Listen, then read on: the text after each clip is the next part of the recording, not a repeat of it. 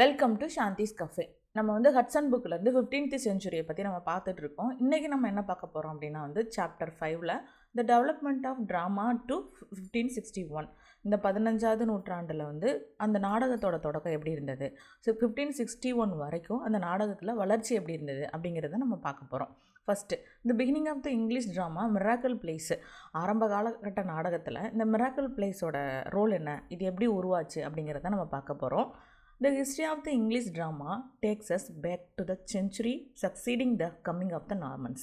இந்த ட்ராமா அப்படிங்கிறது எப்போ வந்தது அப்படின்னா, இந்த நார்மன் கான்குவெஸ்ட் வந்தாங்க இல்லையா, 1066 வந்து வந்தாங்க. 1066 அப்போ நார்மன் கான்குவெஸ்ட் படையெடுத்து வந்ததுக்கு அப்புறமா தான் இந்த ட்ராமா வந்து நமக்கு டெவலப்பே ஆக ஆரம்பிச்சது அப்படின்னு சொல்கிறாங்க. ஆமாம், நம்ம ஓல்டு இங்கிலீஷில் படிச்சிருப்போம். ஓல்டு இங்கிலீஷில் வந்து ப்ரோஸ் இருக்கும், போய்ட்ரி இருக்கும், ஆனால் ட்ராமா பற்றி நம்ம படித்ததே இல்லை. ஏன்னா அப்போ ட்ராமாங்கிற ஒரு கான்செப்டே இல்லை ஓல்டு இங்கிலீஷில்.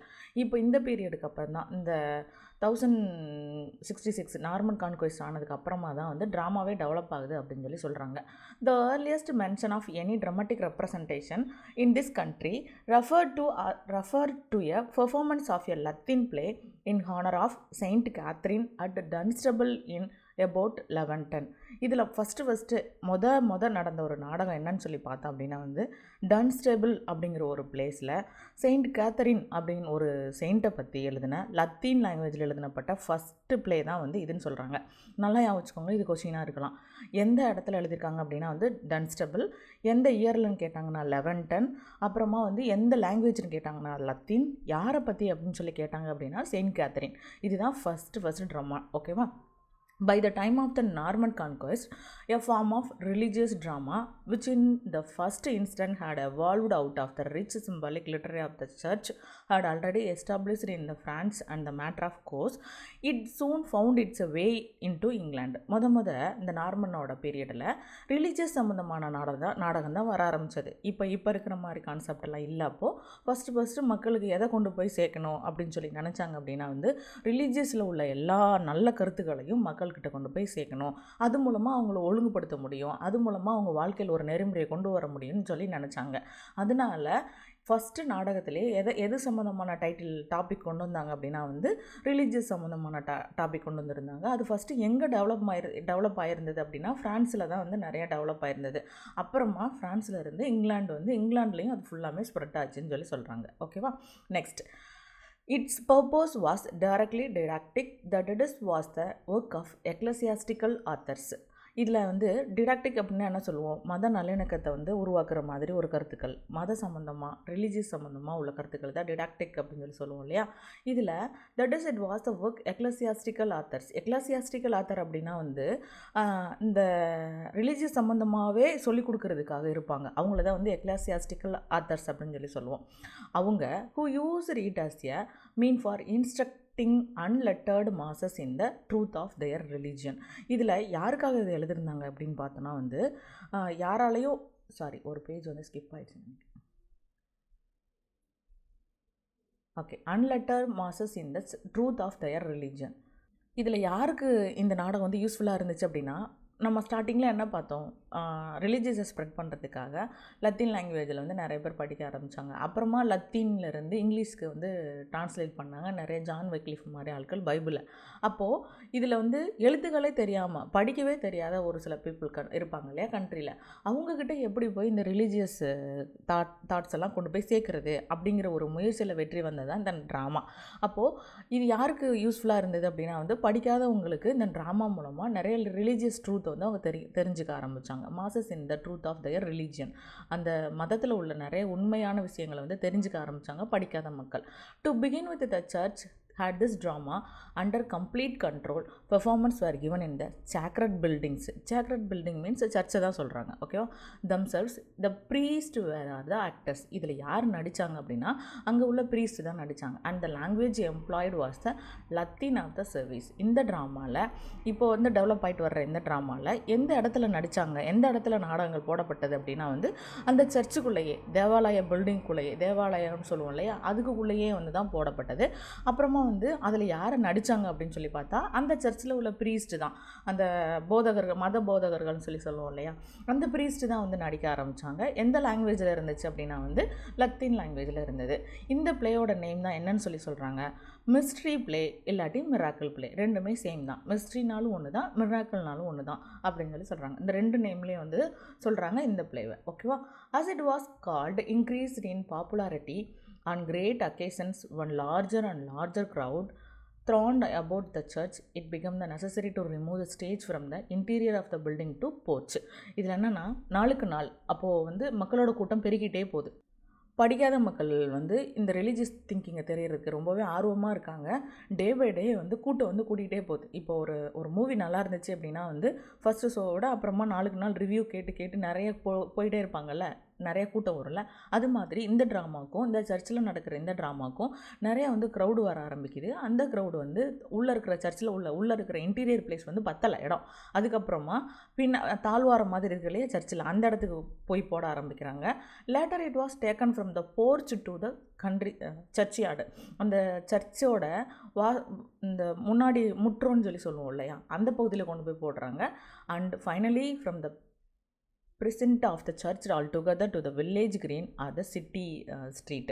அப்புறமா அந்த கிராமத்தில் உள்ள வில்லேஜில் இருக்கிற ஸ்ட்ரீட்டுக்கு போகிறாங்க, சிட்டியில் இருக்கிற ஸ்ட்ரீட்டில் போய் போட ஆரம்பிக்கிறாங்க. இந்த ப்ளே வந்து ஃபஸ்ட்டு எங்கே ஆரம்பிச்சது அப்படின்னு பார்த்தோன்னா வந்து சர்ச்சு உள்ளே தான், இன்டீரியர் பில்டிங் தான் ஸ்டார்ட் பண்ணாங்க. அப்புறமா அந்த தாழ்வார பகுதியில் போடுறாங்க, அப்புறமா சர்ச்சோட வாசலில் போடுவாங்க, அப்புறமா வந்து வில்லேஜில் உள்ள ஸ்ட்ரீட்டில், அப்புறமா சிட்டியில் உள்ள ஸ்ட்ரீட்டில் இதெல்லாம் போட ஆரம்பிக்கிறாங்க.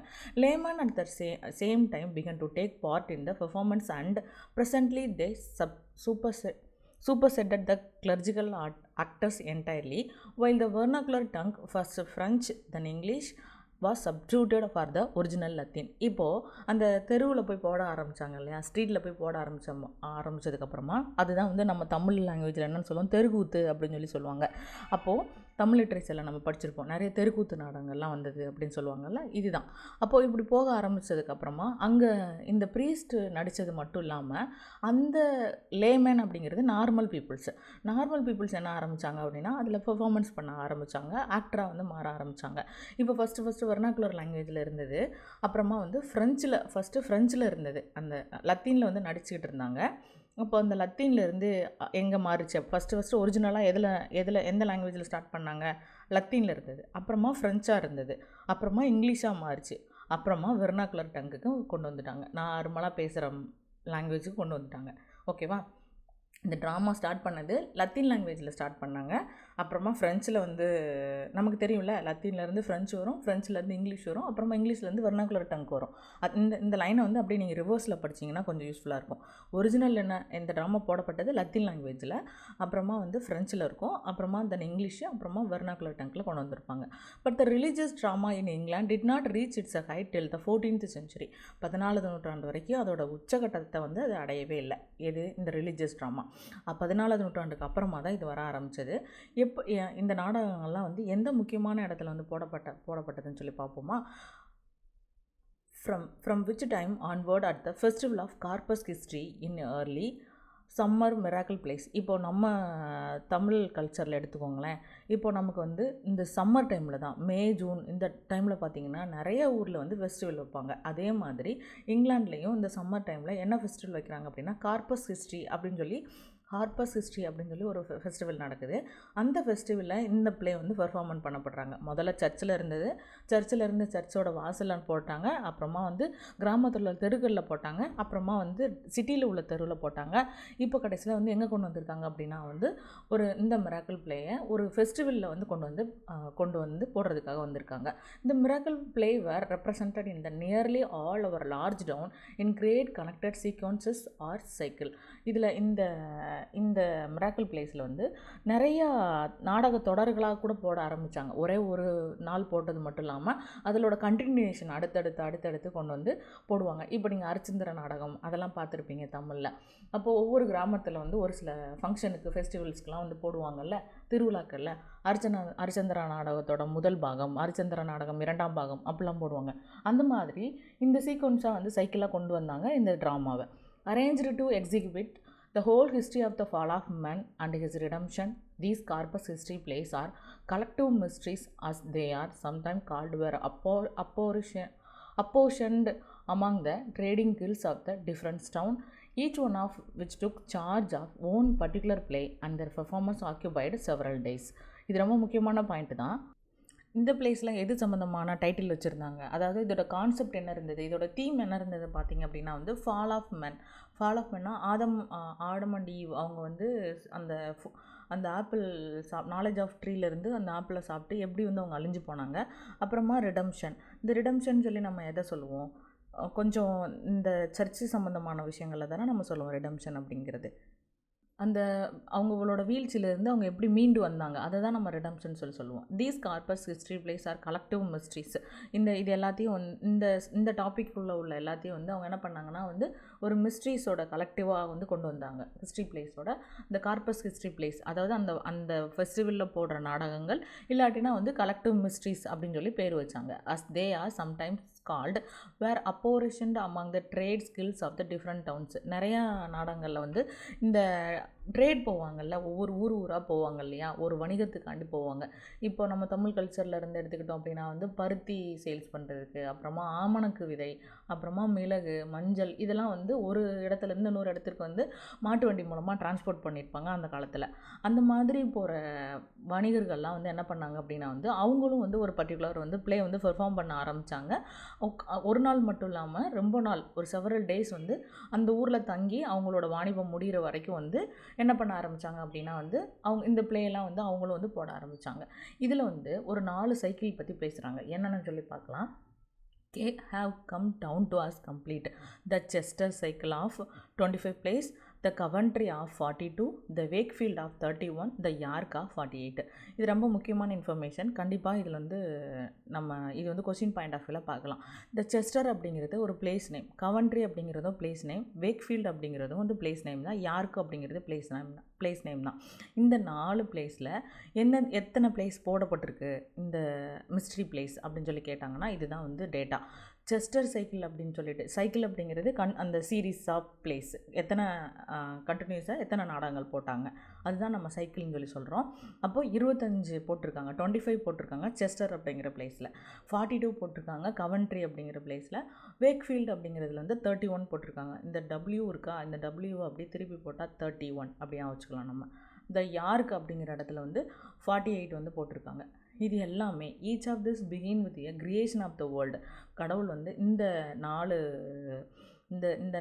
இடத்துல போடப்பட்ட பிளேஸில் நாடகங்களில் எந்த தீம் இருந்தது அப்படின்னு சொல்லி பார்த்தோன்னா வந்து கடவுள் எப்படி வந்து மனித குலத்தை உருவாக்குனார், அப்புறம் அந்த மனிதன் எப்படி வந்து வீழ்ச்சி அடைந்தான், அப்புறமா அவன் எப்படி வந்து அதில் பைபிளில் நிறைய ஸ்டோரி வரும் இல்லையா, வெள்ளம் வர்றது, அப்புறமா வந்து ஈசாக்கோட அந்த தியாகம், அப்புறமா வந்து எகிப்தில் இருந்து போகிறது, அப்புறமா நிறையா கிரைஸ்ட் வந்து அவரை வந்து சிலுவையில் அடைகிறது, அப்புறம் அவர் அதிலிருந்து மீண்டு வர்றது, அப்புறமா லாஸ்ட் ஜட்ஜ்மெண்ட் டே, கடைசி தீர்ப்பு நாள், இந்த மாதிரியான ரிலீஜியஸ் சம்மந்தமான டாப்பிக்கை வச்சு தான் போட்டாங்க இந்த 4 இடங்களில். இது நம்ம இப்படி கூட எடுத்துக்கலாம், கிரியேஷன் ஆஃப் த டேலேருந்து லாஸ்ட் ஜட்ஜ்மெண்ட் டே வரைக்கும், உலகத்தோட படைப்பை ஆரம்பித்ததுலேருந்து மனிதனோட வீழ்ச்சியிலேருந்து, அப்புறமா தீர்க்க தரிசன சம்பவம், ப்ராஃபட்டிக் தீம்ஸ் அப்படின்னா என்னென்னு சொல்லுவோம், தீர்க்க தரிசனம்னு சொல்லுவோம் இல்லையா. இப்போ மேலேருந்து ஒரு அசரீரி ஒலிக்கும், அதில் வந்து இதுக்கப்புறம் இது நடக்க போகுதுன்னு சொல்லிட்டு தீர்க்க தரிசனம் சொல்லுவாங்க இல்லையா, அந்த விஷயத்தை பற்றி சொல்லியிருந்தாங்க இந்த ட்ராமாவில். அப்புறமா வந்து வெள்ளம் வந்ததை பற்றி, பைபிளில் இருக்கிற அந்த ஈசாக்கு வந்து பலி கொடுத்ததை பற்றி, அப்புறமா எகிப்திலேருந்து எல்லோரும் வெளியே போன விஷயங்கள், இது எல்லாமே பைபிளில் உள்ள ஸ்டோரிஸ். இது எல்லாத்தையும் கவர் பண்ணுற மாதிரி இந்த ட்ராமாஸ் இருந்தது. In literary quality there are a focus crude but they here and there the touched note of pathos. சாதாரண லாங்குவேஜில் தான் அவங்க வந்து போட்டாங்க, எல்லாருக்கும் புரிகிற மாதிரி தான் போட்டாங்க. ஆனால் அதே சமயத்தில் இங்கேயும் அங்கேயும் கொஞ்சம் வந்து சோகமான காட்சிகளும் இருந்தது. As in the story of Abraham and Isaac அவங்களோட இந்த ட்ராஜடி ஸ்டோரியும் வந்து இடம்பெற்றிருந்ததுன்னு சொல்கிறாங்க.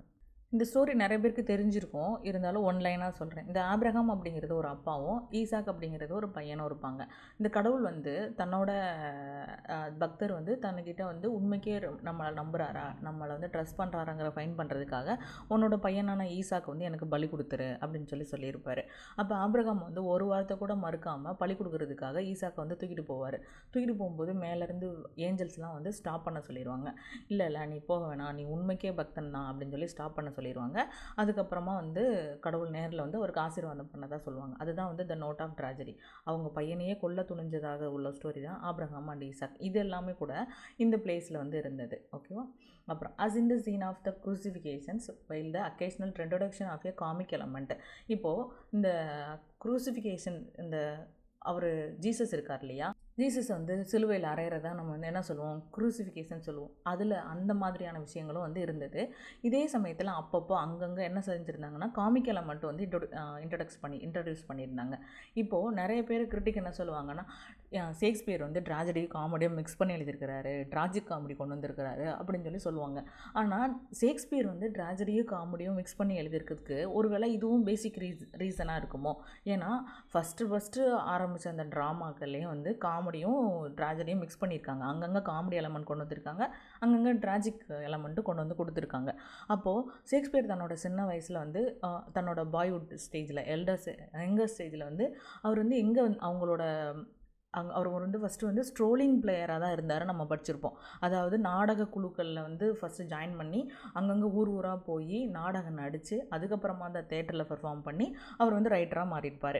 அப்போது இந்த ஸ்ட்ரோலிங் பிளேயராக இருந்த இவர் அந்த பிளேஸில் வந்து பார்ட்டிசிபேட் பண்ண இவருக்கு கண்டிப்பாக அந்த தெருக்கூத்து நாடகத்தோட எஃபெக்ட் வந்து கண்டிப்பாக இருந்திருக்கும். அப்போ அவர் நடிக்கும்போது அந்த ட்ராஜடி காமெடி ரெண்டையும் மிக்ஸ் பண்ணி தான் நடிச்சிருப்பார். அப்போ அதோட இன்ஃப்ளூயன்ஸ்னால கூட அவர் பின்னாடி ட்ராஜிக் காமெடி எழுதியிருப்பாருன்னு சொல்லி நம்ம எடுத்துக்கலாம். as notably in the Shepherd's Plays of the Wakefield series which are in fact rough country farces. இந்த வேக்ஃபீல்டு அப்படிங்கிற ஒரு பிளேஸில் போட்டாங்க இல்லையா, எவ்வளோ போட்டிருந்தாங்கன்னு பார்த்தோம், 31 பிளேஸ் போட்டிருந்தாங்க. அந்த 31 பிளேஸில் வந்து எதை மென்ஷன் பண்ணியிருக்காங்க அப்படின்னா வந்து கண்ட்ரி ஃபார்சஸ், இந்த கிராமப்புறத்தில் வந்து உள்ள தெரு கூத்தில் உள்ள அந்த கிராமப்புறத்தில் வந்து நகைச்சுவை இருக்கும், ஸ்ட்ரீட்டில் வந்து ஒரு சில காமெடி பண்ணுவாங்கள்ல, அதெல்லாம் இன்க்ளூட் பண்ணியிருந்தாங்க இந்த வேக்ஃபீல்டு சீரீஸில். only slightly connected with their context shows even more clearly the growth of a dramatic sense. கொஞ்சம் கொஞ்சமாக அந்த நாடகத்தோட இது வளர ஆரம்பிச்சது. This religious performance lasted well on into the 16th century and there is good reason to think that Shakespeare must have witnessed at least those which during his boyhood. ஒரே ஒரு விஷயம் வந்து ஷேக்ஸ்பியர் வந்து தன்னோட சின்ன வயசில் இந்த நாடகங்கள்லாம் பார்த்துருப்பாரு அப்படிங்கிறதுக்கு நமக்கு ப்ரூவ் பண்ணுது. என்னன்னு சொல்லி பார்க்கலாம். Were still being given annually at Coventry. இன்னமும் இந்த கவன்ட்ரி அப்படிங்கிற ஒரு பிளேஸில் எவ்வளோ ஒவ்வொரு வருஷமும் வந்து இது போட்டுக்கிட்டு தான் இருக்காங்க அப்படின்னு சொல்கிறாங்க. ஹட்சன் புக் எழுதின காலகட்டத்தில், இன்னும் மீன்ஸ் இப்போ கிடையாது. ஓகேவா? Hamlet advised to the players not to out Herod recalls the ranting braggart Herod of the old miracle plays. இதில் என்ன சொல்கிறாங்கன்னா வந்து ஹேம்லெட்டோட அந்த பிளேயில் ஷேக்ஸ்பியர் அது ஒரு ட்ராஜடி பிளே எழுதியிருப்பார். ஷேக்ஸ்பியர் ஹேம்லெட் அப்படிங்கிற ட்ராஜடி பிளே எழுதியிருப்பார், நமக்கு தெரியும். அதில் வந்து ஒரு இன்டர்லூட் பிளே மாதிரி ஒன்று போடுவார். என்னென்னா வந்து மவுஸ் ட்ராப் அப்படின்னு சொல்லுவாங்க. Murder of Gonzago. அவங்க சித்தப்பா வந்து அவங்க அப்பாவை கொன்றுவாங்க. அவங்க சித்தப்பாவை பழிவாங்கிறதுக்காக அவர் வந்து ட்ரை பண்ணிகிட்டு இருப்பார். அப்போ அவர் பழிவாங்கிற அந்த சீனரியை வந்து ஒரு பிளேவாக வந்து போட்டு காமிக்கணும் அப்படிங்கிறதுக்காக மர்டர் ஆஃப் கன்சகோ அப்படின்னு சொல்லிட்டு ஒரு இன்டர்லூட் பிளே ஒன்று ரெடி பண்ணியிருப்பார். அந்த பிளே வந்து எந்த சீனில் வரும் அப்படின்னா ஆக்ட் 3 சீன் 2ல் வரும். அப்போது அதில் வந்து ஒரு கேரக்டர் வருவார். அதில் வந்து ஒரு கேரக்டர் வந்து நடிச்சிட்டு இருப்பார். அப்போ வந்து ஹேம்லெட் வந்து அந்த கேரக்டரை பார்த்து ஹேம்லெட் வந்து அட்வைஸ் பண்ணுவார். Out Herod recalls ranting braggart Herod. அதாவது நீ வந்து ஹெராட் அளவுக்கு வந்து ஓவராக நடிக்காத, அதை விட நீ கொஞ்சம் கம்மியாகவே நடி. அவன் தான் ஒரு பெருமைக்காரன், பயங்கரமாக ஓவராக நடிப்பான், நீ அவனை மாதிரியே நடிக்காத அப்படின்னு சொல்லியிருப்பார். இந்த ஒரு சில விஷயத்தெல்லாம் பார்க்கும்போது இவர் கண்டிப்பாக பாய்ஹுட்டில் இந்த ஓல்டு மிராக்கிள் பிளேஸில் வந்து அவர் பார்த்துருக்கிறாரு அப்படின்னு சொல்லலாம். இந்த ஹெராட் அப்படிங்கிறது யாருன்னா ஓல்டு மிராக்கிள் பிளேயில் வர ஒரு கேரக்டர். ஓகேவா? நெக்ஸ்ட்டு இப்போ இது வரைக்கும் நம்ம பார்த்தது மிஸ்ட்ரி பிளே இல்லைனா மிராக்கிள் பிளே. இந்த மிஸ்ட்ரி பிளேயும் மிராக்கிள் பிளேயோட சம்மப் என்னென்னா, மிஸ்ட்ரி பிளே மிராக்கிள் பிளே சர்ச்சில் நடக்கும். அதில் வந்து ப்ரீஸ்ட் தான் ஃபஸ்ட்டு ஆக்டராக இருந்தாங்க. அப்புறமா அது ஸ்ட்ரீட் வரைக்கும் வந்தது. ஸ்ட்ரீட்டுக்கு வந்ததுக்கப்புறம் பொதுமக்கள் வந்து அதில் ஆக்ட் பண்ண ஆரம்பித்தாங்க. இது வந்து மிராக்கிள் ப்ளே இல்லைனா மிஸ்ட்ரி ப்ளேன்னு சொல்லி சொல்கிறோம். இப்போது இது வந்து உலகம் உருவானதுலேருந்து அப்புறமா இது ஃபுல்லாமே ஜீசஸ் சம்மந்தமாக தான் இருக்கும். ஏன்னா இது ரிலீஜியஸ் ட்ராமா.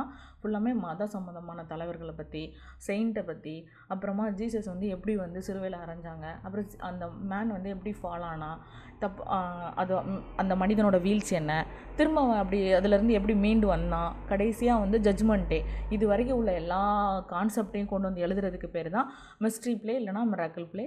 இது 4 பிளேசஸில் வந்து சொல்லியிருப்பாங்க. செஸ்டர், வேக்ஃபீல்டு, கவன்ட்ரி, யார்க் அப்படிங்கிற இடத்துல வந்து 4 இடத்துலையும் ஒரு நம்பர் ஆஃப் அமௌண்ட்டில் வந்து பிளேஸ் போட்டிருப்பாங்க. இது மட்டும்தான் இதில் கொஷின் பாயிண்ட் ஆஃப் வியூ. ஓகேவா? நெக்ஸ்ட் நம்ம எதை பற்றி பார்க்க போகிறோம் அப்படின்னா மொராலிட்டி ப்ளே இல்லைனா வந்து இன்டர்லூடு. மொராலிட்டி அப்படின்னா என்னன்னு பார்த்தோன்னா, மொராலிட்டி அப்படின்னா என்னென்னா வந்து நல்லது எது கெட்டது எது அப்படின்னு சொல்லிட்டு நமக்கு டிவைட் பண்ணி கொடுக்கணும். அதுதான் வந்து நம்ம மொராலிட்டின்னு சொல்லி சொல்லுவோம். இப்போ டாக்டர் ஃபாஸ்டஸ் எடுத்துக்கோங்களேன். அதில் நீ கெட்டது செஞ்ச அப்படின்னா கண்டிப்பாக நீ அழிஞ்சு போவ, நரகத்துக்கு தான் போவ. அதுதான் வந்து தீமாக நம்ம கொடுத்துருப்பாங்க. அப்போ டாக்டர் ஃபாஸ்டஸ் வந்து ஒரு மொராலிட்டி ப்ளே கேட்டகரியில் நம்ம எடுத்துக்கலாம். இந்த மாதிரி நான் குட் என்னது பேட் என்னது அப்படின்னு சொல்லிட்டு நமக்கு ரியலைஸ் பண்ணி கொடுக்குற பிளேஸ் தான் வந்து நம்ம மொராலிட்டி ப்ளே அப்படின்னு சொல்லி சொல்லுவோம். ஓகேவா? நெக்ஸ்ட் பார்க்கலாம். The morality plays an interlude at a later stage in the evolution of the drama is marked by the morality play. அந்த ட்ராமாவோட பிகினிங் ஸ்டேஜில் உள்ளது மிஸ்ட்ரி பிளேன்னு சொல்லி சொன்னோம். அப்புறமா கொஞ்சமாக லேட்டானது பின்னாடி வந்த அந்த பிளேஸில் வந்து மொராலிட்டி பிளேன்னு சொல்லி சொல்கிறோம். This is like the miracle play was didactic but its character instead of being taken from the sacred narrative or the legend of the saint were personified abstractions. இந்த மொராலிட்டி பிளேயில் என்னென்ன கேரக்டர்லாம் கொண்டு வந்திருந்தாங்க அப்படின்னு சொல்லி பார்த்தோன்னா வந்து ஏற்கனவே அந்த ரிலீஜியஸ் கான்செப்டில் அவங்க ரிலீஜியஸை வந்து வச்சு எழுதுனாங்க இல்லையா, அந்த மாதிரி கான்செப்ட் வந்து எழுதுனா கூட அது மட்டும் இல்லாமல் இந்த கேரக்டரை வந்து அப்ஸ்ட்ராக்ட் பண்ணி அதை வந்து பெர்சானிஃபைட் பண்ணி காமிச்சிருப்பாங்க. இப்போ ஃபார் எக்ஸாம்பிள் இப்போ வில்லியம் லாங்லாண்டோட பியர்ஸ் ஆஃப் லோமன் இருக்குன்னு எடுத்து வச்சுக்கோங்களேன். அதில் வந்து டூ வெல், டூ பெட்டர் இதெல்லாம் வந்து ஒரு பெர்சானிஃபை பண்ணி கேரக்டராக எழுதியிருப்பாங்க. இப்போ ஜான் பன்னியனோட பில்கிரிம் ப்ராக்ரஸில் எடுத்துக்கிட்டா ஃபிடல்ட்டி, அப்புறமா ட்ரூத்து, இந்த மாதிரி கேரக்டர்லாம் என்ன சொல்லியிருப்பாங்கன்னா நம்மளோட குணாதிசயத்தெல்லாம் அவங்க என்னென்னு சொல்லியிருப்பாங்க, பெர்சானிஃபை பண்ணி ஒரு மேன் மாதிரி காட்டியிருப்பாங்க. இந்த மாதிரி கான்செப்ட் எதில் வர ஆரம்பித்தது அப்படின்னா வந்து மொராலிட்டி பிளேயில் வந்து வர ஆரம்பித்தது. ஓகேவா? அப்புறம் next this rise of the form of drama were very natural at a time when allegorical poetry were immensely popular. அந்த allegorical time வந்து அந்த allegorical poetry வந்து பாப்புலர் ஆன இந்த டைமில் இது நேச்சுரலாக நடந்தது இந்த morality play. All sort of mental and moral qualities thus appeared embodied in types. எல்லா வகையான குவாலிட்டியும் வந்து இதில் இருந்தது. சயின்ஸ் சொல்லியிருந்தாங்க, ப்ரிசர்வேஷன்ஸ் நான் வந்து என்ன சொல்லுவோம், விடாமுயற்சின்னு சொல்லி சொல்லுவோம். அப்புறமா வந்து முண்டோஸ், இது வந்து உலகத்தை பற்றினது. ஃப்ரீவில்னால் நம்ம என்னென்னு சொல்லுவோம், நம்மளோட சொந்தமாக உள்ள சுய விருப்பம்னு சொல்லி சொல்லுவோம் இல்லையா அது. அப்புறமா the 5 senses நம்மளோட எல்லா உணர்வுகளை பற்றியும் போட்டிருந்தாங்க. 7 deadly sins இந்த 7 பாவங்களை பற்றி நம்ம படிச்சிருப்போம்ல, டாக்டர் ஃபாஸ்டஸ்குள்ளே வருவாங்க. இவங்களை வந்து தனித்தனியாக கூட ஒவ்வொரு ப்ரைடு தனியாக, அப்புறமா ஸ்லாத்து தனியாக, இதில் தனித்தனியாக கூட வந்து சொல்லி எக்ஸ்பிளைன் பண்ணி ட்ராமா போட்டாங்க. அதே சமயத்தில் 7 deadly sinsஸும் சேர்ந்து இருந்தால் எப்படி இருக்கும் அந்த மாதிரி ட்ராமாவும் போட்டிருந்தாங்க. Separately or together. Good angel, அப்புறமா bad angel. Good angel bad ஏஞ்சல்னால் நம்ம ஃபாஸ்டஸில் பார்த்துருப்போம். இவங்களை பற்றின தீம்ஸ் இருந்தது. நவடேஸ் அப்படின்னு சொல்லி சொல்லுவோன்னா இந்த காலத்தில் எப்படி இருக்குது அப்படின்னு சொல்லிட்டு அந்த காலத்தில் உள்ள பிளே சொல்லி போட்டிருப்பாங்க. Young England, Lusty Juventus. இந்த யங் இங்கிலாந்து அப்படிங்கிறது வந்து இங்கிலாண்டோட ஆரம்ப காலகட்டம் எப்படி இருந்தது, இட் மீன்ஸ் ஓல்டு இங்கிலீஷ் பீரியட்லாம் அதுக்கு முன்னாடி எப்படி இருந்தது, அதெல்லாம் வந்து ட்ராமா மூலமாக மக்கள்கிட்ட கொண்டு போய் சேர்த்தாங்க. லஸ்டி ஜுவென்டஸ் அப்படிங்கிறது ஒருத்தரோட பேர். அவர் வந்து எவ்வளோ பேராசையாக இருந்தார் அப்படிங்கிற ஒரு செயின்ட்டை பற்றி. ஹியூமானியம் ஜீனியஸ் அப்படின்னா வந்து மனிதகுலத்தோட வரலாறை பற்றியும். அப்புறமா எவ்ரி மேன், ஒவ்வொரு இது வந்து ஒரு மொராலிட்டி பிளே. இது வந்து ஒரு question point of view. Every man அப்படிங்கிறது ஒவ்வொருத்தரும் எப்படி இருக்கணும், நல்ல விஷயங்கள் பண்ணால் எப்படி இருக்கும், கெட்ட விஷயம் ஒரு மனிதன் வந்து நல்ல விஷயம் பண்ணால் எப்படி வந்து அவனுக்கு வந்து நல்லது கிடைக்குது, அதே சமயம் அவன் பாவம் பண்ணால் எப்படி அவன் கஷ்டப்படுவான், அதை பற்றின கான்செப்ட் தான் இந்த எவ்ரி மேன். இது எல்லாமே பர்சானிஃபிகேஷன் பண்ணி இவங்க வந்து பிளேஸாக கொடுத்துருப்பாங்க. There was generally a place for the devil who had held a prominent positions in the miracle. இப்போது டெவில் அப்படிங்கிற ஒரு கேரக்டருக்கு இந்த மிராக்கிள் பிளேஸில் வந்து ஒரு பெரிய இடமே கிடச்சிது. இப்போ நம்ம பழைய படங்கள்லாம் பார்த்தோன்னு வச்சுக்கோங்களேன், for example black and white மூவிஸில் அந்த ஒரு பேய் வந்து என்ன பண்ணும், ஒரு வெள்ளை கலர் ட்ரெஸ் போட்டுட்டு ஒருத்தரோட முதுகில் ஏறி அவர் தலைமுடியை பிடிச்சி ஆட்டுறது, முதுகில் குத்துறது, கத்தி வச்சு குத்துறது, கொல்றது, இந்த மாதிரியான சீன்ஸ்லாம் நம்ம பிளாக் அண்ட் ஒயிட் மூவியில் பார்த்துருப்போம் சின்ன வயசில். அதை தான் இந்த இடத்துல சொல்கிறாங்க. Who had held a prominent position in the miracle plays. Later introduction of much important was so called vice. இந்த வைஸ் அப்படிங்கிற ஒரு கேரக்டர் வந்து இன்ட்ரடியூஸ் பண்ணுறாங்க. இந்த வைஸ் அப்படிங்கிறது character who was some humorous incarnation of evil taken on a comic side. இது வந்து காமெடிக்காண்டியே உருவாக்கப்பட்ட ஒரு கேரக்டர் தான் இந்த வைஸ் அப்படிங்கிறவங்க. And such as was recognised fun maker of the piece. இவங்க தான் வந்து நமக்கு வந்து வேடிக்கை காட்டுறாங்க. He sometimes scored a tremendous popular success by jumping on the devil's backs. நான் சொன்னேன் இல்லையா, அந்த பின்னாடி பேயோட பின்னாடி முதுகில் ஏறி ஆடுறது, அப்புறமா ஸ்டிக்கிங் தான்ஸ் இன்டு ஹிம், அதுக்கு வந்து முள் வச்சு குத்துறது இந்த comic character. Blabbering him with a dagger of a lath, கத்தி வச்சு குத்துறது. Making him roar with pain. அவன் அந்த டெவில் வந்து ஏறி இந்த கேரக்டர் வந்து அந்த டெவில் மேலே ஏறி குத்துனதுக்கப்புறமா அந்த டெவில் வந்து என்ன பண்ணும், அந்த பேய் வந்து என்ன பண்ணும், கத்தி வலிக்குதுன்னு சொல்லிட்டு ஓடி அழுகிற மாதிரி. இதெல்லாம் வந்து ட்ராமாவில் மக்கள் பார்க்கும்போது அவங்களுக்கு பயங்கர என்டர்டெயினாகவும் பயங்கர காமிக்காகவும் இருந்தது அப்படின்னு சொல்லி சொல்கிறாங்க. ஓகேவா. நெக்ஸ்ட் இது எல்லாமே வந்து டெவிலை வந்து மக்கள் மத்தியில் வந்து காமிக்கிறாங்க. அதாவது நீங்கள் இதெல்லாம் பண்ணாதீங்க, இதெல்லாம் தப்புன்னு சொல்லிட்டு ஒரு மொராலிட்டியை கொண்டு வர்றதுக்காக உருவாக்கப்பட்ட கேரக்டர் தான் இவங்க. He is specially interesting as the director forerunner of the clown of the Elizabethan stage. நல்லா ஞாபகம் வச்சுக்கோங்க. எலிசபெத்தன் ட்ராமாவில் எல்லா ட்ராமாலையும் முக்கியமாக ஷேக்ஸ்பியர் ட்ராமாவில் க்ளவுன் அப்படிங்கிற ஒரு கேரக்டர் கொண்டு வந்திருப்பாங்க. இந்த க்ளவுன் கேரக்டருக்கு யார் அடித்தளம் போட்டது அப்படின்னா இந்த வைஸ் அப்படிங்கிற கேரக்டர். இதிலேருந்து தான் அந்த க்ளவுன் கேரக்டர் வந்திருக்கும். ஏன்னா இதை பார்த்து மக்கள் வந்து என்டர்டெயின் பண்ணவும், சிரிக்கவும், ரசிக்கவும், வேடிக்கை பார்க்கவும் ஆரம்பித்ததுனால ஓகே, அப்போ ஒவ்வொரு பிளேலையும் இந்த மாதிரி ஒரு க்ளவுன் இருந்துச்சு அப்படின்னா பிளே வந்து என்டர்டெயினாக இருக்குங்கிற டிசைடுக்கு வந்ததுக்கப்புறம் தான் எலிசபெத்தன் ட்ராமாட்டிஸ்லாம் அவங்களுக்கு வந்து முக்கியமாக ஷேக்ஸ்பியர் வந்து க்ளவுன் கேரக்டரை வந்து தன்னோட பிளேயில் இன்ட்ரடியூஸ் பண்ணார். As the morality play was not like the miracle play. Miracle play மாதிரி கிடையாது மொராலிட்டி பிளே. ஏன்னா மிராக்கிள் பிளேயில் வந்து என்ன ஸ்டோரி இருக்கோ அதை அப்படியே தான் கொடுக்கணும். Miracle play obligated to follow the prescribed line of given stories. அந்த மிராக்கிள் பிளே நம்ம இதுக்கு முன்னாடி பார்த்த மிராக்கிள் பிளே இல்லைனா மிஸ்ட்ரி பிளே என்ன பண்ணியிருக்கணும்னா ஸ்டோரியில் என்ன லைன் இருக்கோ அதை அப்படியே தான் கொடுக்கணும். ஃபார் எக்ஸாம்பிள், ஆதாம் ஏவாள் ஸ்டோரியை வந்து மிராக்கிள் பிளேயில் போடுறாங்கன்னு வச்சுக்கோங்க. பழைய அந்த ஃபஸ்ட்டு ஸ்டார்டிங் பீரியடில் பார்த்தோம்ல மிராக்கிள் பிளேஸில், அவங்க வந்து அந்த ஆதாம் வந்து ஏவாள் வந்து கடைசியில் இறந்து போனாங்க அப்படின்னா அவங்க இறந்து போனதை காமிக்கணும். அவங்க ஈவ் வந்து தனியாக வந்து அந்த ஃப்ரூட்டை சாப்பிட்டுட்டா, ஆதாமுக்கு வந்து போய் கொடுக்குறாளே, இது நம்ம இந்த ஸ்கிரிப்டை மாற்றி நடித்து காமிப்போமா அப்படின்னா இல்லை. கடைசியில் வந்து ஆதாமும் ஈவும் வந்து உயிர் வாழ்கிற மாதிரி காமிப்போமா அந்த ஆக்டர்ஸ் நினச்சாங்க அப்படின்னா காமிக்க முடியாது. ஏன்னா அது வந்து ரிலீஜியஸ் ட்ராமா. அதில் என்ன இருக்கோ, அந்த ஸ்கிரிப்டில் என்ன லைன் இருக்கோ, பைபிளில் என்ன லைன் எழுதியிருக்கோ அது அப்படியே தான் நடித்து காமிக்கணும். அதுதான் வந்து மிராக்கிள் பிளே இல்லைனா மிஸ்ட்ரி பிளே. ஆனால் மொராலிட்டி பிளேயில் அப்படி கிடையாது. இந்த ஆக்டர்ஸ்க்கு வந்து ஒரு ஃப்ரீடம் இருந்தது, அவங்களோட கருத்துக்களை உள்ள திணிச்சிக்க முடிஞ்சது. அதை தான் இந்த லைனில் சொல்லியிருக்காங்க. Morality play was not like the miracle play, obligated to follow the prescribed line of any given story. எந்த ஸ்டோரி கொடுத்தாலும் அதை அப்படியே நடிக்கணும். அதுதான் வந்து மிராக்கிள் பிளே. ஆனால் மொராலிட்டி பிளே அப்படி கிடையாது. It had a greater freedom in the handling both of plot and of character. இந்த மொராலிட்டி பிளேயில் பிளாட்லேயும் சேஞ்ச் பண்ணிக்கலாம், அவங்களோட கேரக்டரையும் சேஞ்ச் பண்ணிக்கலாம். இதுதான் அந்த மொராலிட்டி பிளேக்கும் மிராக்கிள் பிளேக்கும் உள்ள டிஃப்ரென்ஸ். ஓகேவா. During the excitement of the reformation period it was much used for purposes of exposition and even of controversy both religious parties.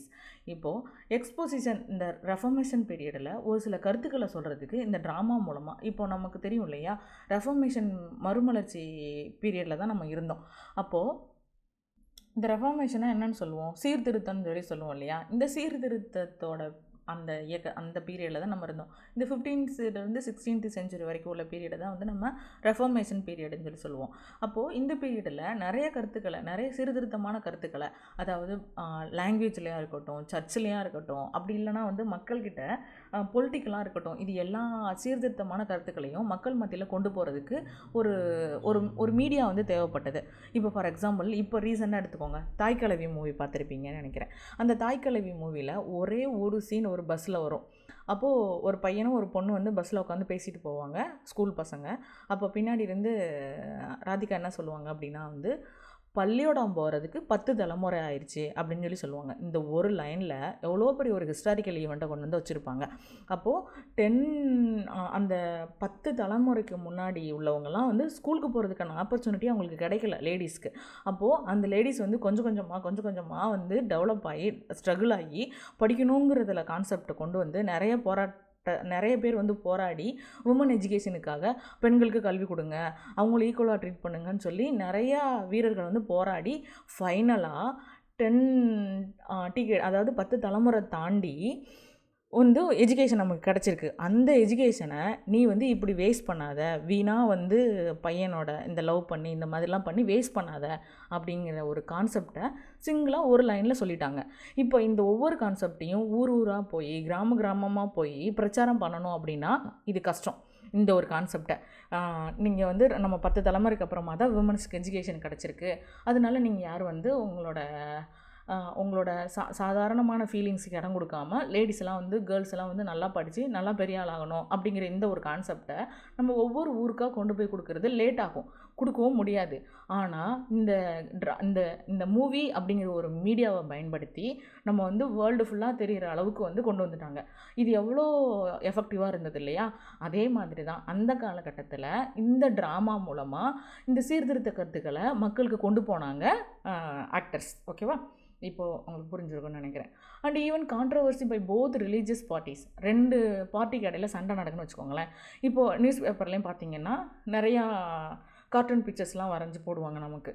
அதில் வந்து 2 பார்ட்டி வந்து சண்டை போடுற மாதிரி இருக்கும். அப்புறம் இப்போ யூடியூப்லேயே நிறைய சேனல்ஸ் வருது. 2 பொலிட்டிக்கல் பார்ட்டி சண்டை போட்டால் எப்படி இருக்கும், ஒருத்தரோட மைனஸ் ஒருத்தரோட ப்ளஸ் எல்லாம் சொல்லிக்கிறாங்க இல்லையா, மைனஸ் ப்ளஸ் எல்லாம் சொல்லிக்கிறாங்க இல்லையா? அதே மாதிரி அந்த ட்ராமா பீரியடில் என்ன பண்ணாங்கன்னா 2 ரிலீஜியஸ் பார்ட்டிக்குள்ள சண்டையை வந்து இந்த மொராலிட்டி பிளே வந்து எடுத்து காமிச்சிச்சு. நல்லா வச்சுக்கோங்க, மிஸ்ட்ரி பிளேயில் வந்து ரிலீஜியஸோட கருத்துக்கள் மட்டும்தான் இருக்கும், பைபிளில் என்ன இருக்கோ அதை அப்படியே நடித்து காமிச்சாங்க மக்கள்கிட்ட. பைபிள் உள்ள ஸ்டோரிஸ் வந்து மக்களுக்கு தெரிய ஆரம்பிச்சது மிஸ்ட்ரி பிளேயில். ஆனால் மிராக்கிள் பிளேயில் தான் வந்து நிறையா சீர்திருத்த கருத்துக்கள், அப்புறமா நிறைய பொலிட்டிக்கல் பார்ட்டிஸில் நடக்கிற சண்டைகள், அப்புறமா ரிலீஜியஸ் பார்ட்டிஸ்னால் இந்த கேத்தலிக்ஸு, அப்புறமா வந்து சர்ச் ஆஃப் இங்கிலாண்டு, இப்படி 2 பார்ட்டி இருக்குன்னா அந்த 2 பார்ட்டிக்குள்ளே என்ன சண்டை நடக்குது அப்படிங்கிறத ட்ராமா மூலமாக கொண்டு வந்து மக்களுக்கு ஒரு அவேர்னஸை கொண்டு வந்தது தான் இந்த morality play. One of the finest extant example of a play of every man. இந்த எவ்ரி மேன் அப்படிங்கிறது என்ன பிளேன்னு கேட்டாங்கன்னா ஒரு மொராலிட்டி பிளே. இது வந்து நிறையா நெட்டு PYQ. ஓகேவா? For instance being written expressly to inculcate the sacramental doctrines of the Catholic church. இது என்னன்னு சொல்லுவாங்கன்னா இந்த சர்ச்சில் உள்ள, இந்த கேத்தலிக் சர்ச்சில் உள்ள அந்த கொள்கைகளை பற்றி நிறையா வந்து சொன்னது இந்த எவ்ரி மேன் இந்த பிளேயில். ஓகேவா? Little by little as the personified abstraction came more and more to resemble individual person. முதல்ல என்ன சொன்னோம், இந்த ட்ரூத்து, ஃபிடலிட்டி, அப்புறமா டூ பெட்டர், இந்த மாதிரி அப்ஸ்ட்ராக்ஷன்ஸ் கேரக்டர்ஸ்லாம் அந்த பர்சனிஃபை பண்ணியிருக்காங்க அப்படின்னு சொன்னோம். ஆனால் அது நாளுக்கு நாள் பின்னாடி வர ஒவ்வொரு பர்சனாக வந்து மாற ஆரம்பிச்சது, பர்சனை வச்சு நடிக்க ஆரம்பித்தாங்கன்னு சொல்கிறாங்க. The morality pass insensibly into comedy. கண்டிப்பாக இந்த மொராலிட்டி கடைசியில் வந்து எதுவாக கன்வெர்ட் ஆச்சு அப்படின்னா வந்து காமெடியாக கன்வெர்ட் ஆச்சு. எல்லாருக்குமே மக்கள் வந்து இந்த காமெடியாக கொடுக்குறதா ரசிக்க ஆரம்பித்தாங்க, அதனால் பின்னாடி காமெடியாக சேஞ்ச் ஆச்சு. What is known as the interlude was also late product of the dramatic development of the morality play. இப்போ நம்ம வந்து இது வரைக்கும் மிராக்கிள் பிளே பார்த்துட்டோம், மிராக்கிள் ஆர் மிஸ்ட்ரி, இந்த 2 ஒன்று தான். அப்புறமா மொராலிட்டி பிளே பார்த்தோம். இப்போ நம்ம எதை பற்றி பார்க்க போகிறோம் அப்படின்னா இன்டர்லூடு. இந்த இன்டர்லூட் அப்படிங்கிறது என்னென்னா மொராலிட்டி பிளே கொஞ்சம் கொஞ்சமாக டெவலப் ஆகி சேஞ்ச் ஆன ஒரு வேர்ஷன் தான் வந்து இன்டர்லூடுன்னு சொல்கிறாங்க.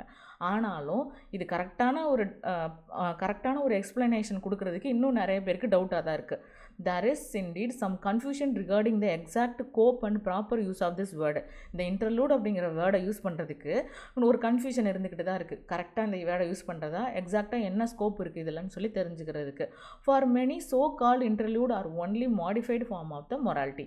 ஆனால் நிறைய பேர் என்ன சொல்கிறாங்க அப்படின்னா இந்த இன்டர்லூட் அப்படிங்கிறது இந்த மொராலிட்டி பிளேயோட மாடிஃபைடு ஃபார்ம் தான் இன்டர்லூட் அப்படின்னு சொல்கிறாங்க. அதனால் நீங்கள் கன்ஃபியூஸ் பண்ணிக்காதீங்க. ஃபஸ்ட்டு ஒரு பிளே இருக்குன்னா அது மிஸ்ட்ரி இல்லைனா மிராக்கிள், 2வது ஒரு பிளே இருக்குன்னா மொராலிட்டி, 3வது இந்த மொராலிட்டியோட மாடிஃபிகேஷன் வேர்ஷன் தான் என்னதுன்னா வந்து இந்த இன்டர்லூட். ஓகேவா? இப்போ இந்த இன்டர்லூட் அப்படிங்கிறது வந்து நம்ம எல்லாம் இந்த ஸ்பானிஷ் ட்ராஜடியில் பார்த்துருப்போம், இதில் ஹேம்லெட்டில் உள்ளே போட்டிருப்பாங்க. இந்த play with in a play உள்ளே இருக்கும் இல்லையா, அதெல்லாம் நம்ம இன்டர்லூடுன்னு சொல்லுவோம். நிறைய பேர் என்டர்டெயின் பண்ணுறதுக்காக போடுறது தான் வந்து interlude. But in it's more specific sense it seems to mean any short dramatic piece of a satiric rather than a directly religious or ethical character and into done on purpose far less serious than the morality proper. இதில் என்ன சொல்லியிருக்காங்கன்னா, இந்த interlude அப்படிங்கிறது morality play மாதிரி டேரெக்டாக வந்து religious இல்லைனா ethical character மாதிரி இல்லாமல் கொஞ்சம் அதை விட கம்மியாக தான் இருக்குது. அட் த சேம் டைம் நிறையா சட்டாரிக்கல் டோன் இருக்குது அப்படின்னு சொல்லி சொல்கிறாங்க. ஓகேவா? அப்புறமா this form grew up early in the 16th century and it rather closely associated with the name of the John Haywood. இந்த இன்டர்லூட் அப்படிங்கிறதுக்கு யார் ஃபேமஸாக இருக்காங்க அப்படின்னா ஜான் ஹேவுட். இது 16th செஞ்சுரியில் ஸ்டார்டிங்கில் தான் வந்து டெவலப் ஆச்சு. எது 16th செஞ்சுரியோட ஸ்டார்டிங்கில் டெவலப் ஆச்சு அப்படின்னா இன்டர்லூடு டெவலப் ஆன பீரியட்னா 16th செஞ்சுரி. இந்த 16th செஞ்சுரியில் யார் வந்து இதை டெவலப் பண்ணுறாங்க அப்படின்னா இன்டர்லூடை ஜான் ஹேவுட். இவர் எப்போ பிறந்ததாக சொல்கிறாங்கன்னா 1497 1580 வரைக்கும் பிறந்து வாழ்ந்திருக்கலாம் அப்படின்னு சொல்லிட்டு ஒரு கொஷின் மார்க்கோட போட்டிருப்பாரு Hudson. Who from a time was court musician and general provider of entertainments to Henry VIII. இப்போ ஹென்ரி VIII அப்படிங்கிற ஒரு கிங்கோட ரூலிங் பீரியடில் அவரோட கோர்ட் மியூசிஷியன் அப்படின்னா நம்ம தமிழ் லாங்குவேஜில் பார்ப்போம்ல அரசவை கவிஞர், அரசவை புலவர்.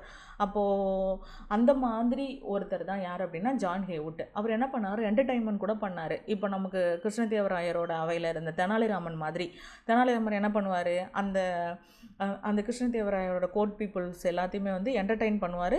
அட் த சேம் டைம்ஸ் வந்து நிறையா போயமும் எழுதியிருப்பாருன்னு சொல்லுவாங்க. அந்த மாதிரி தான் இவர் ஒரு கோர்ட் மியூசிஷியனாக இருக்கார். அட் த சேம் டைம் வந்து என்டர்டெயின்மெண்ட் பண்ணுற ஒருத்தராகவும் இருக்கிறாரு. யார், இந்த ஜான் ஹேவுட். இவர் யாரோட ரூலிங் பீரியடில் இருக்கார், யாரோட கோர்ட்டில் இருக்காருன்னா கிங் ஹென்ரி VIII கோர்ட்டில் இருக்கிறாரு. ஹிஸ் 4 பீஸ், இந்த 4 பீஸ் அப்படிங்கிறது அந்த இன்டர்லூடோட பேர். ஓகேவா? இந்த 4 பீஸ் இது முக்கியம். 4 பீஸ் எழுதுனது யாருன்னு கேட்டாங்கன்னா ஜான் ஹேவுட். ஜான் ஹேவுட் எந்த கிங்கோட கோர்ட்டில் இருந்தாருன்னா ஹென்ரி VIII கோர்ட்டில் இருந்தார். ஓகேவா?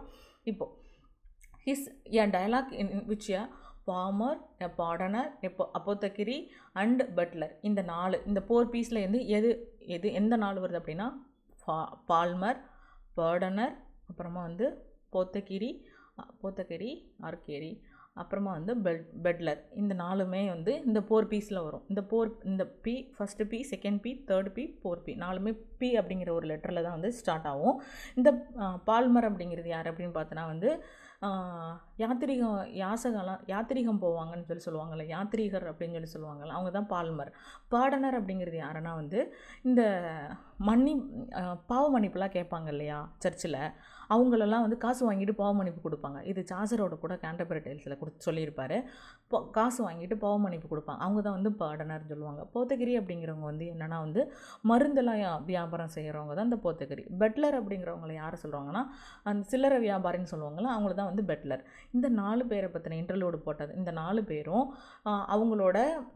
அவங்க செஞ்ச அந்த இல்லீகல், அதாவது மதத்துக்கு எதிராக அவங்க நடந்துட்டாங்க இல்லையா, அதை வந்து இந்த இன்டர்லூட் மூலமாக கொண்டு வந்து கொடுத்துருப்பாரு John Haywood.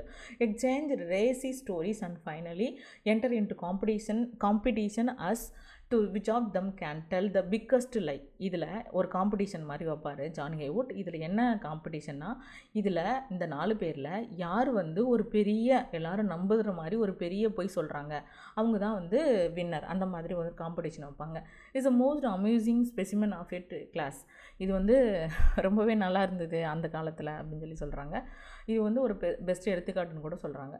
Interludes were also used for scholastic purposes as in the interlude of the 4 element which is in such productions of Thyretis in addition of action turns into form of sort of elementary comedy. இந்த இன்டர்லூடை வந்து சில சமயம் வந்து scholastic purposes அப்படின்னா வந்து எஜுகேஷன்லேயும் வந்து கொஞ்சம் use பண்ணாங்க. அதில் எப்படி வந்து கல்வியை வந்து காமெடியாக கொண்டு போய் சேர்க்குறது அப்படிங்கிறதுக்காகவும் யூஸ் பண்ணாங்க. இந்த இன்டர்லூட் ஆஃப் த 4 எலமெண்ட்ஸ் அப்படிங்கிறது ஒரு முக்கியமான இன்டர்லூட். இதுக்கப்புறமா வந்து இந்த தைரட்டிஸ் அப்படின்னு சொல்லிட்டு ஒரு இன்டர்லூடு வருது. இதில் என்ன சொல்லியிருந்தாங்க அப்படின்னா, நார்மலாக ஆக்ஷன் இது வரைக்கும் உள்ள மொராலிட்டிலையும் சரி, மிஸ்ட்ரி பிளேலையும் சரி, மொராலிட்டி பிளேலையும் சரி ஆக்ஷன்ஸ்லாம் வந்து கொண்டுட்டு வந்திருக்க மாட்டாங்க. ஆனால் இந்த இன்டர்லூடில் வந்து ஒரு சில ஆக்ஷன்ஸ் வந்து கொண்டு வந்துருந்தாங்க. இது கொஞ்சம் என்னன்னா வந்து இந்த காமெடியோட ஸ்டார்டிங் ஸ்டேஜாக தான் வந்து இந்த இன்டர்வியூட வந்து கொண்டு நினைக்கிறாங்க. ஓகேவா? இந்த தைரட்டிஸ் அப்படிங்கிறது கேரக்டர், இது வந்து ஒரு கேரக்டரு ஹோமரோட இலியட்டில் வந்து ஒரு கேரக்டராக வந்து மென்ஷன் பண்ணியிருப்பாங்க. ஹோமர் வந்து மென்ஷன் பண்ணியிருப்பார். அதை டைட்டிலாக வச்சு தான் இங்கே வந்து ப்ளே எழுதியிருக்காங்க இந்த இன்டர்வியூடில். The beginning of a regular comedy and tragedy. இந்த ரெகுலர் காமெடியை வந்து ட்ராஜடியை பற்றி நம்ம பார்க்க போகிறோம். அதோட ஆரம்ப காலகட்டம் எப்படி இருந்தது, காமெடி அப்புறமா ட்ராஜடி, இதோட ஸ்டார்டிங் பீரியட் எப்படி இருந்ததுன்னு சொல்லி பார்க்கலாம் ஆரம்ப காலகட்டத்தில். ஓகேவா? First, these early experiment in the play writing of great importance historically because they provided a kind of dam school for English dramatic genius and did much to prepare the way for the regular drama. இதுக்கு முன்னாடி எழுதினாங்க இல்லையா, அந்த miracle play, mystery play, அப்புறமா வந்து இந்த interviewed, இந்த மூணும் தான் பின்னாடி வந்த ஃபார் ட்ரமாட்டிக் ஜீனியஸ், இந்த நாடக மேதைகள் இருக்காங்க இல்லையா, இவங்களுக்கு ஒரு பேஸ் ஸ்கூல் எது அப்படின்னா இந்த 3 ட்ராமா தான். என்னென்ன drama? Mystery play, miracle play, அப்புறமா இன்டர்வியூடு. இது 3 வச்சு தான் அவங்க வந்து ரெகுலராக ஒரு ஃபார்ம் வச்சு ஒரு ட்ராமாவை எழுத ஆரம்பிக்கிறாங்க பின்னாடி வந்த dramatist. It was however under the direct influence of the revival of learning that English comedy and tragedy like passed out of this preliminary phases of the development into the form of art. இந்த ஆரம்ப கட்டத்தில் இந்த drama வந்து இவங்க இந்த பின்னாடி வந்த ட்ராமாட்டிஸ்ட்லாம் என்ன பண்ணாங்கன்னா, அப்படியே சேமாக அவங்களோட பாதையிலையும் ட்ராவல் பண்ணாமல் கொஞ்சமாக விலகி அது ஒரு கலையாக ட்ரான்ஸ்ஃபர் பண்ணுறாங்க. இந்த ட்ராமா அப்படிங்கிறது ஒரு ஆர்ட்டாக கொண்டு வராங்க பின்னாடி வந்த dramatist. Filled with enthusiasm for every thing belonging to bacon antiquity. இந்த பேக்கன் அப்படிங்கிறது பழங்காலத்தில் உள்ள ஒருத்தர், அவரோட ஒரு சில கலாச்சாரத்தையும் கொண்டு வந்து இந்த ட்ராமா நடிக்கிறதுல கொண்டு வந்து கொடுக்குறாங்க. அந்த காலத்தோட இலக்கியத்தை வந்து திரும்பி பார்த்த மாதிரி ஒரு feel. Men now went back to the classical for inspirations and example in the drama as in all their field of literary enterprise though it was work of Latin not of the Greek playwright that they took as their model. இப்போ இந்த பின்னாடி வந்து drama எழுதினாங்கல்ல dramatist, அவங்க எதுலேருந்து அவங்களோட source எடுக்க ஆரம்பித்தாங்க அப்படின்னா வந்து லத்தீன்லேருந்து தான் எடுத்தாங்க ஒழிய நாட்டு கிரீக்குலேருந்து அவங்க எடுக்கல. இப்போ நம்ம கிளாசிக்கல் ரைட்டிங் சொல்லி பார்த்தோன்னா 2 தான் சொல்லுவோம். ஒன்று க்ரீக்கு, இன்னொன்று வந்து லத்தீன்.